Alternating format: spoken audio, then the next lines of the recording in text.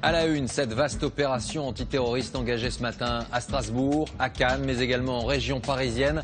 Un homme a été tué, 11 autres ont été interpellés. S'agit-il d'un réseau islamiste radicaux? Plusieurs informations importantes ce soir avec nos envoyés spéciaux dans un instant. 7 mois après l'épilogue de l'affaire Mera, la menace terroriste refait son apparition en France. Plusieurs opérations simultanées ont donc eu lieu aujourd'hui à Cannes, en région parisienne, mais c'est à Strasbourg que les faits ont été les plus violents. Un homme qui pourrait être le leader du groupe aurait ouvert le feu avant d'être abattu. Selon les premiers éléments, il s'agissait d'un délinquant converti à l'islam radical. C'est le fait du jour. Images et commentaires signés Dorothée Olyric et Nicolas Hauer. L'opération débute ici à 6 h du matin. Les policiers de l'anti-gang de Strasbourg pénètrent dans cet immeuble. Ils sont une dizaine à entrer dans le domicile du suspect. Les policiers sont immédiatement pris pour cible. L'homme vide le chargeur de son 357 Magnum. La riposte est immédiate et le suspect mortellement blessé. 3 policiers sont légèrement blessés. L'un d'eux a été visé au niveau du thorax et de la tête, mais son casque et son gilet pare-balles lui ont sauvé la vie. La voisine du dessous témoigne. Ça m'a réveillée tout de suite en fait. Ça a vraiment fait des gros boum boum à plusieurs reprises. Bon, après je vais le voler donc j'ai regardé. L'opération antiterroriste est d'envergure. Au même moment, en Seine-et-Marne, dans la ville de Torcy, des policiers sont déployés devant une résidence et bouclent l'accès à la zone. Ce matin, il y a une quinzaine de flics avec des mallettes. Je sais pas, ils faisaient tout un tas de prélèvements sur une voiture, là dans le bâtiment. Voici l'un des hommes interpellés, menotté et le visage caché. Il part pour 96 heures de garde à vue.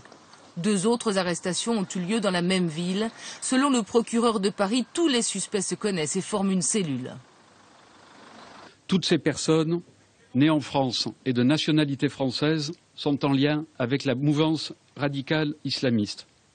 Cette action antiterroriste s'est également déroulée simultanément sur la Côte d'Azur, à Cannes. Tout s'est passé dans le calme. Les policiers cagoulés ont interpellé un jeune homme de 19 ans récemment converti à l'islam. Son père s'est exprimé dans la soirée. Depuis un certain temps, on a vu la barbe pousser et on entendait maintenant parler des gens. Ah, mais on a vu votre fils à la mosquée. C'est-à-dire que dans son comportement, pas de violence verbale, pas de rigole.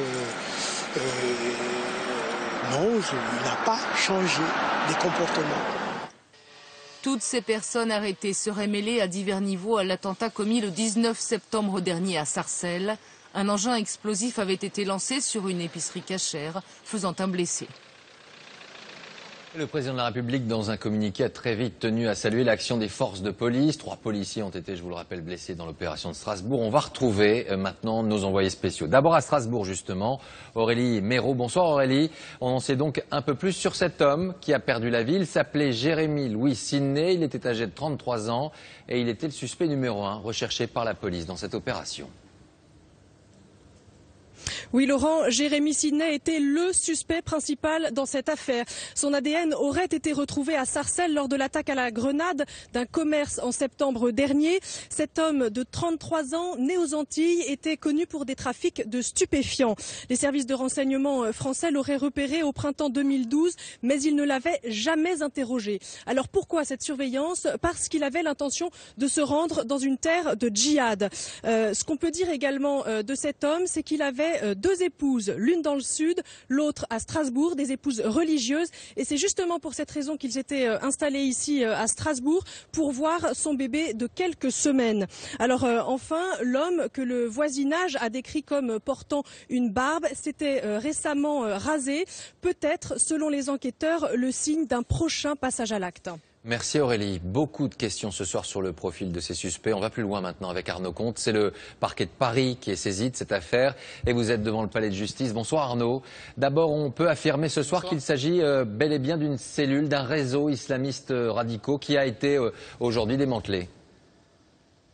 Oui Laurent, on peut le dire, toutes ces personnes interpellées appartiennent à la mouvance djihadiste et quand le procureur évoque une cellule, il évoque des personnes en lien permanent entre elles, des personnes qui s'hébergent mutuellement les unes chez les autres, jamais au même endroit pour ne pas attirer l'attention, des personnes qui sont en communication téléphonique permanente, même si cela se fait de manière extrêmement discrète. Sur leur profil, eh bien, le profil est quasiment identique, ce sont des hommes, tous nés en France, âgés de 18 à une trentaine d'années, des hommes pour certains connus des services de police pour des affaires de vol, de trafic de stupéfiants, de violence, bref, des petits délinquants qui très récemment, depuis quelques semaines, se sont radicalisés dans leurs pratiques religieuses et certains envisageaient même de se rendre, vous l'avez entendu, sur des terres de djihad, notamment peut-être dans des camps d'entraînement en Afghanistan ou au Pakistan. Autre point Arnaud, plusieurs éléments tentent à démontrer ce soir que d'autres opérations étaient en préparation. C'est en tout cas ce que laisse penser le résultat des perquisitions menées ce matin. Ont été retrouvés chez ces personnes interpellées. Par exemple, un manuel lié à Al-Qaïda, de fortes sommes, de grosses sommes d'argent, près de 24 000 € en liquide, des munitions et également une liste des lieux israélites de la région parisienne. Mais de ce côté-là, le procureur se veut extrêmement prudent. Il refuse de parler d'un attentat imminent. Seules les 96 heures de garde à vue permettront de dire s'il y avait d'autres projets d'attentat. Enfin, une dernière information, Laurent, ce que l'on peut dire aussi, c'est que ces personnes se savaient recherchées. Par exemple, ce matin, l'une d'entre elles qui a été arrêtée en région parisienne dans son hall d'immeuble avait sur elle un 22 long rifle prêt à tirer. Merci Arnaud, en direct du palais de justice de Paris. Alors les services de police ont, semble-t-il, été surpris par la violence de la réaction de cet homme à Strasbourg qui a tout de suite ouvert le feu. L'affaire Mera est bien sûr dans toutes les mémoires et notamment dans celle des services de lutte contre le terrorisme. Comment travaillent-ils et peuvent-ils prévoir, diagnostiquer la dangerosité des individus surveillés? On voit cela avec Franck Genozo et Tristan Lebras. 3 policiers blessés et un suspect abattu. En France, le bilan d'une interpellation est rarement aussi lourd. Toute la journée, les experts de la police scientifique ont fouillé les lieux, retracé les trajectoires de tir, reconstitué la scène. Les hommes de la brigade de recherche et d'intervention sont pourtant rompus aux interpellations musclées, mais de leur propre aveu, ils ne pensaient pas tomber sur un homme prêt à mourir, les armes à la main. On ne s'attendait pas à avoir un individu debout à 6 h du matin, armé et nous attendant, quoi. Hein. Pour nous, l'opération, normalement, on joue beaucoup sur la surprise et on pensait avoir cette minute de surprise qui nous permet de faire des interventions beaucoup plus simples. Aussitôt, les policiers strasbourgeois préviennent leurs homologues de Cannes et de région parisienne. Le GIPN, unité d'élite de la police, est appelé en renfort. Les enquêteurs ont-ils sous-estimé la dangerosité des suspects? Non, disent-ils, leur passé judiciaire ne laissait pas présager un tel niveau de radicalisation. Ils sont connus pour les infractions de droit commun, les infractions, on va dire, classiques que l'on connaît habituellement et qui ne sont pas de nature à attirer l'attention à l'origine sur des faits d'une telle gravité. Un homme préparé à l'arrivée des policiers, prêt à faire feu. Le scénario rappelle l'intervention du RAID lors de l'affaire Mera il y a 6 mois. Face à des islamistes aussi déterminés, faut-il revoir les procédures d'interpellation? Hors caméra, beaucoup de policiers le pensent et réfléchissent à des interventions avec quartier bouclé et évacuation préalable des logements avoisinants.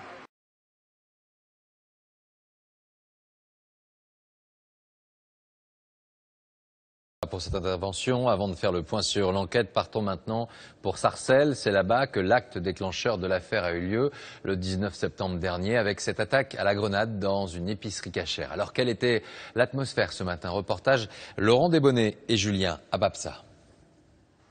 Les vitres brisées ont rapidement été remplacées et les dégâts réparés. Mais beaucoup, dans la communauté juive du quartier, sont encore choqués. Il y a 3 semaines, une grenade était lancée dans cette épicerie. J'habite juste au-dessus, bien sûr que ça m'a marqué. Si on commence à attaquer les commerçants juifs, où on va? C'est extrêmement grave, quoi. Pour les juifs en particulier. Je pense que les gens ne prennent pas la véritable portée de ce qui se passe, quoi. On ne pensait pas qu'on allait être concerné par ces choses-là et en fin de compte, on est à l'abri de rien, quoi. Oui, c'est inquiétant. La communauté juive, c'est plus comme avant. Elle est plus en sécurité. Une inquiétude et des nerfs à vif. Une dame reproche à une autre de stigmatiser les musulmans. Pour les musulmans, tout de suite. Le ton monte rapidement. Quelque chose tout de suite, Lydie. Ambiance plus apaisée toutefois dans ce marché. Ici, toutes les communautés cohabitent. On sent des petites tensions, mais ça ne va pas plus loin, quoi. Il y a une très bonne entente entre maghrébins, entre africains et entre juifs. Voilà, après, il y a certaines personnes qui commettent des actes chez tout le monde. et c'est pas forcé que ça crée des conflits généraux. La police municipale de Sarcelles confirme, elle n'a pas constaté récemment de recrudescence des tensions entre communautés. Et au lendemain de cette vaste opération antiterroriste, les questions ne manquent pas autour de cette cellule présumée. Ces jeunes Français âgés de 19 à 25 ans qui s'étaient pour certains convertis à l'islam, faisant le choix de la radicalité et du terrorisme. Alors qui sont-ils? Élément de réponse avec Dorothée Oliéric et Nicolas Metauer. Des traces de sang sur le sol, seul signe de l'intervention policière hier dans cet appartement de Strasbourg. L'homme de 33 ans qui vivait ici a été mortellement blessé. Ce que l'on sait, c'est qu'il était très déterminé, faisant feu sur la brigade anti-gang dès son entrée. Jérémy Louis Sidney était avec l'une de ses compagnes, 2 enfants étaient dans la pièce. Issu de la petite délinquance, l'homme était suivi de près depuis des semaines par les policiers. Après un séjour en prison, il s'est radicalisé, il portait la barbe, mais il s'est rasé tout récemment.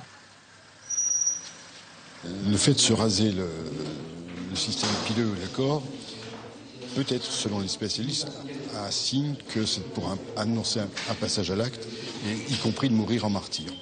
Si Jérémy Louis Sidney semble être la pièce maîtresse du réseau, les enquêteurs s'intéressent aussi à 2 autres personnes interpellées hier. Yann Nsakou, né à Cannes, est âgé de 19 ans. Ex-joueur de foot professionnel, il était en 2009 en Angleterre dans le club de Portsmouth. Mais une blessure a brisé ses rêves de gloire. Le jeune homme interpellé hier à son domicile à Cannes s'est récemment mis à fréquenter une mosquée. Il a arrêté toute consommation d'alcool et s'est éloigné de ses proches. Son père voulait même dénoncer son intégrisme à la police. 5 fois à la mosquée par jour. Et 5 fois, et nous, on s'y était opposés. La barbe. On a dit, mais tu ne pourras jamais travailler, même si quelqu'un a envie de toi, les jours où tu te présentes avec la barbe. Yann Nsakou a joué sur ce terrain. Dans le milieu local du football, c'est la stupéfaction. Il a laissé rien paraître. Il n'y avait pas rien qui disait qu'il allait sombrer dans l'islamisme. Rien, c'était le gamin, il rigolait avec nous. C'était, voilà, on était un groupe, on s'éclatait, et pas de souci. Interpellé hier à Torcy, Jérémy Bailly, 25 ans. Le jeune homme a été arrêté au retour de la mosquée. Il était en possession d'une arme chargée, prête à tirer. Lui aussi a le profil d'un nouveau converti à l'islam. Alors 11 personnes interpellées, des perquisitions qui se sont poursuivies ce matin encore à Cannes notamment. On retrouve tout de suite devant la DCRI, la Direction centrale du renseignement intérieur, Arnaud Comte. Bonjour Arnaud. Les gardes à vue devraient durer 96 heures. Oui Laurent, 4 jours, c'est la durée légale de garde à vue pour les affaires de terrorisme, mais ces jours ne seront pas trop pour tenter d'en savoir un petit peu plus sur ce réseau de djihadistes qui a été démantelé et savoir notamment si d'autres actions terroristes étaient programmées. La difficulté dans cette affaire, c'est vraiment le profil assez nouveau de ces personnes interpellées. Ils sont tous français, ils étaient jusqu'à présent connus des services de police que pour des affaires de vol, de trafic de stupéfiants et de violence. Des personnes qui se sont radicalisées dans leur coin sans aide extérieure, qui ont basculé de manière tout à fait récente dans l'islam radical, à tel point qu'ils n'étaient pas encore pour la plupart fichés par les services de renseignement. L'un des enquêteurs me disait tout à l'heure, c'est véritablement frappant, ces apprentis djihadistes étaient extrêmement déterminés. Certains s'apprêtaient déjà à rejoindre des terres de djihad pour se former au combat. D'autres avaient, par exemple, laissé derrière eux des testaments, ce qui laisse à penser, selon le procureur de la République, qu'ils étaient peut-être prêts à mourir en martyrs.